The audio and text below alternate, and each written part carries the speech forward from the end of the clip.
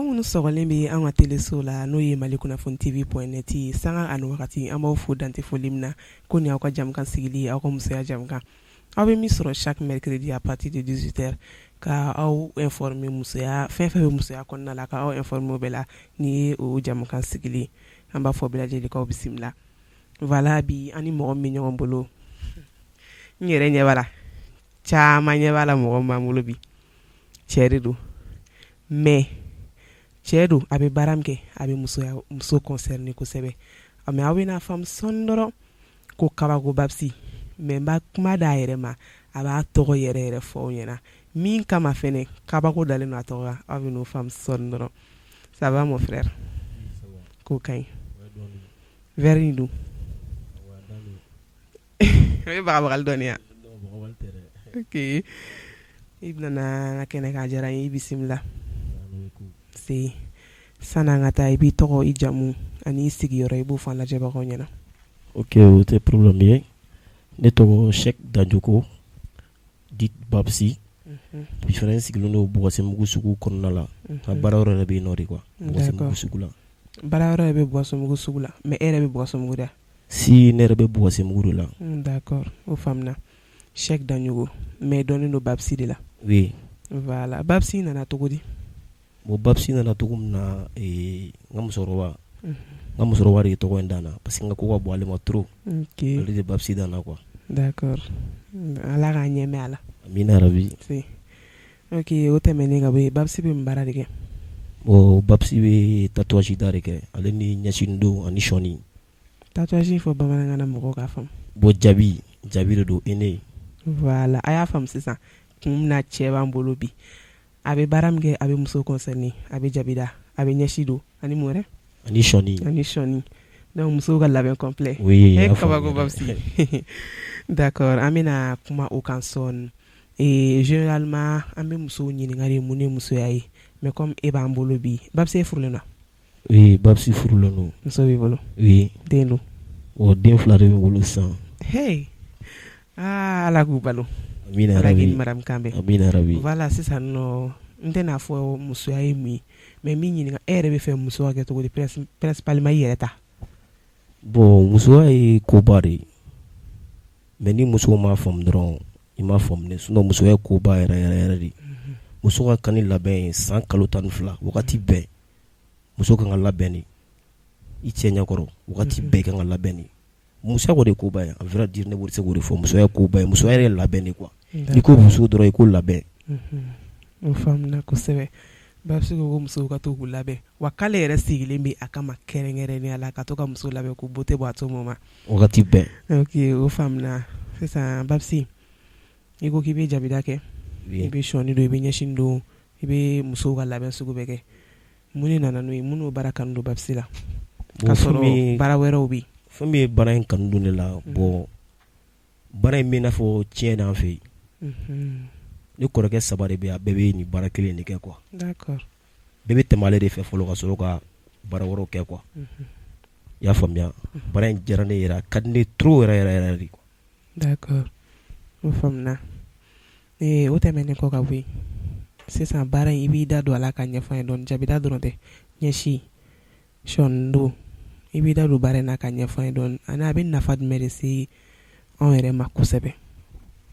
bon baara in kɔni tiɲɛ na baara in diyara ne ye puis fana n ye nafa sɔrɔ a la n ye nafaba de sɔrɔ baara in na n bɛ se k'o de fɔ dɔrɔn n ye nafa de sɔrɔ baara in na dɔrɔn ok d'accord baara in i ko tiɲɛ i kɔrɔw caman b'a kɛ a kanu nana don i yɛrɛ la i y'a kɛ Babsi bɛ baara in kɛ cogo di i b'a k'i ka so de wa i bɛ déplacer de wa ou bien yɔrɔ de b'i bolo a kama bon yɔrɔ bɛ n bolo a kama et puis fana n bɛ déplacer i bɛ diɲɛ yɔrɔ n'i ye n wele n bɛ t'i sɔrɔ f'i ka yɔrɔ la n b'a kɛ n'o man di ye fana n ka place yɛrɛ bɛ yen i bɛ se na n ka yɔrɔ la n b'a k'i ye quoi donc i b'a bɛɛ kɛ i bɛ déplacer a bɛ k'i ka place la fɛnɛ oui d'accord o ka ɲi yɛrɛ de kosɛbɛ Babsi farafin jabi bɛ yen hindu jabi nin e bɛ jumɛn de kɛ nin bɛɛ la bon ne bɛ hindu jabi de kɛ ne bɛ jabi nin de kɛ ok o faamuna u ka tatouage dɔ bɛ yen a machine lama de don e b'o kɛ si n bɛ mansiman kɛ. I tɛ dɔɔni fɔ an ye o la o fɛn kabakoya bɛ ne na koyi ne de b'a ye machine bɛ yɛlɛ mɔgɔ a man jugu wa. non a ka jugu dɔɔni. ah d'accord mais ne b'a ye ne kun hakili la n k'o bɛ tubabula de donc o b'an fɛ yan nɔ. non a b'an fɛ yen a machine caman bɛ ne yɛrɛ bolo. donc a sugu ka ca quoi. qualité de don dɔw bɛ yen i b'a kɛ 6 mois a bɛ bɔ dɔw bɛ yen i b'a kɛ a tɛ bɔ yɛrɛ bara a tɛ bɔ a la quoi. a bɛ se mais 6 mois a bɛ bɔ a yɛrɛ de wa ou bien o bɛ segin ka taa o de fɛ. 6 mois a bɛ bɔ a yɛrɛ de 6 mois bɛ dafa wagati o wagati sɔrɔ a bɛɛ tununa ka b'i fari la. d'accord o faamuna sisan Babsi baara o baara gɛlɛya b'a la surtout i bɛ ka baara min kɛ an bɛ musow de y'a la ka caya e ye gɛlɛya jumɛn de sɔrɔ baara in kɔnɔna la a daminɛ ka na se fo bi ma. bon ne ka baara in na ne ye gɛlɛya damadɔni sɔrɔ a la ni gɛlɛya damadɔni sɔrɔ a la quoi. i bɛ se k'i da don o la dɔɔni k'o ɲɛfɔ an ye. wa gɛlɛya caman ye n tɔrɔ bɛna f'i ye cogo min na quoi o ye muso wɛrɛ ka ko n'a kɛcogo de ye quoi. n b'a fɔ mais a ma se n k'olu bɛɛ walawala quoi. d'accord Babsi tɛ fɛ ka taa détail bala mais e yɛrɛ muso principalement a y'a faamu wa. oui ne muso y'a faamu très bien a y'a faamu yɛrɛ de. ok Babsi bɛ to k'a muso beauté bɔ souvent i da i ko secret fa ye. waati bɛɛ su ani tile. kabako don o de kama a bɛ fɔ a ma ko kabako Babsi. n hakili la an lajɛbaga caman kan k'a dɔn a dɔnnen don TikTok kan kosɛbɛ a suivlen don TikTok kan presque TikTok star ninnu bɛɛ ka labɛn bɛ kɛ Babsi de fɛ yen olu dɔrɔn tɛ star baden ka labɛn bɛ kɛ Babsi fɛ yen a bɛ déplacer ka to ka labɛn kɛ fo ka so n'i ye mɔgɔ mɔgɔ bɛ TikTok dɔn kabako Babsi TikTok sanfɛ a dogolen tɛ d'accord o kɔfɛ n'i ye gɛlɛya sɔrɔ diɲɛ fɛn fɛn la après ala bɛ na n'a ka nɔgɔya ye Babsi baara in ye nafa jumɛn de lase e ma. baara in kɔni alhamdulilayi bi a ye nafaba de lase ma nafa caman yɛrɛ ni mɔgɔ caman ye ɲɔgɔn dɔn mɔgɔ baw yɛrɛ m'o faamuya u bɛ kobaw kɛ n ye bon n yɛrɛ bɛ ka projet baw labɛn kɛrɛfɛ quoi baara in yɛrɛ sababu la. d'accord voilà sisan i yɛrɛ sera question suivant yɛrɛ ma Babsi ka projet ye mun ye m'a dɔn i bɛ k'a labɛn projet ye fɛn min ye fɛn tɛ k'a bɛ wayibaa mais i bɛ se k'i da don a la dɔɔni parce que a bɛ se ka kɛ n'i ye dɔɔni fɔ a la fɛnɛ i bɛ se ka dɛmɛ sɔrɔ i ka mɔgɔba lakodɔnnen ninnu fɛ Babsi ka projet jumɛn de Babsi hakili la k'a kɛ dans l'avenir jabiko in hokumu kɔnɔna la. bon projet min bɛ ne bolo projet in a ka ca dɔɔni quoi mais n bɛ se ka damadɔni t'a la n bɛ olu fɛn quoi parce que ne yɛrɛ filɛ kalan de kun ka di ne ye kalan yɛrɛ de kun ka di ne ye ne bɛ fɛ ka kɛ ka kalan yɛrɛ de quoi mais fɛn bɛɛ ala ka ɲi quoi bɛɛ ni dakan de don fɛn bɛɛ ye dakanko de ye quoi i y'a faamuya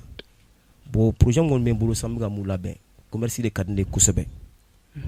bon alhamdulilayi n ye yɔrɔ dɔw labɛn ka ban n bɛ fɛ ka voyager daminɛ sisan parce que o de ka di n yɛrɛ kosɛbɛ quoi. ok Babsi e bolo n'o ye kabako ye cogoya min na e mana voyage daminɛ e tɛna anw bila. ayi mais denmisɛnninw bɛ n bolo denmisɛnnin mɔgɔ 10 bɛ n bolo sisan n y'olu former olu ye kabako fitininw ye quoi. denmisɛnnin mɔgɔ 10 bɛ n bolo sisan olu kan ka bɔ yɛrɛ ni kalo yɛrɛ kɔnɔ. kabako fitinin bɛ yen e y'a kumababa ye. voilà n bɛ n'i ɲininka o la donc mɔgɔ b'i bolo ni baara kɛ ɲɔgɔn fɛ i ye minnu former. si mɔgɔ bɛ n bolo jabi yɛrɛ kalanyɔrɔ bɛ n bolo mɔgɔ min bɛ n bolo sisan a bɛ mɔgɔ 100 bɔ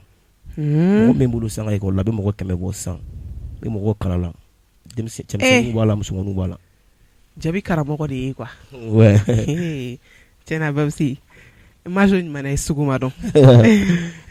ok o faamuna sisan Babsi ladilikan jumɛn de bɛ e bolo san'an ka se musow ma parce que bi jamukan tɛna kɛ musoya dɔrɔn ye i ye den dusu ma ye courage b'i la k'a fɔ ko nin ye muso baara ne tɛ wuli k'a kɛ ni kalan ma se ka ɲa n ka tɛ daga sigi n ka tile ka tɛ min munna Babsi ma sɔn o ma donc f'i k'o ladilikan de di denmisɛnninw ma. bon mɔgɔ caman b'a fɔ ko muso baara ni cɛ baara ne yɛrɛ bolo baramɔgɔ baara la i t'a ɲini wasi la dɔrɔn a banna kosɛbɛ ne b'o dɔrɔn la ne kɔni bɛ mun fɔ denmisɛnninw ɲɛna tɛ sigi ba ni gɛrɛn sigi nafa t'a la quoi i ka wuli ka dɔ kɛ i ka dusu ta i ka baara kɛ quoi ka n'i jigida mɔgɔ si kan i jigida yɛrɛ kan fa ta ba ta yɛrɛ ta de ɲɔgɔn tɛ o de bɛ ne kunna tout moment kosɛbɛ voilà ne bɛ se k'o de fɔ mɔgɔw ɲɛna bɛɛ ka wuli k'i cɛsiri. ok Babsi o faamuna donc TikTok sanfɛ sisan nɔ e ka TikTok vie a bɛ cogo di parce que an ɲɛ bɛ fɛn min na TikTok kan bon e t'a ni ta tɔ ta peut-être c'est contraire parce que i t'a ye i b'i ka commerce de k'a kan quoi an b'a ye mais TikTok vie ale ni vie réelle est-ce que o ye kelen non bon ne kɔni bolo kelen tɛ. Kelen tɛ. D'accord. Donc an tɛ wuli cogo si la i y'i sigiyɔrɔ fɔ ka ban i ko k'i bɛ Bɔgɔsɔmbugu sugu kɔnɔ. Oui. Donc i bɛ numéro bila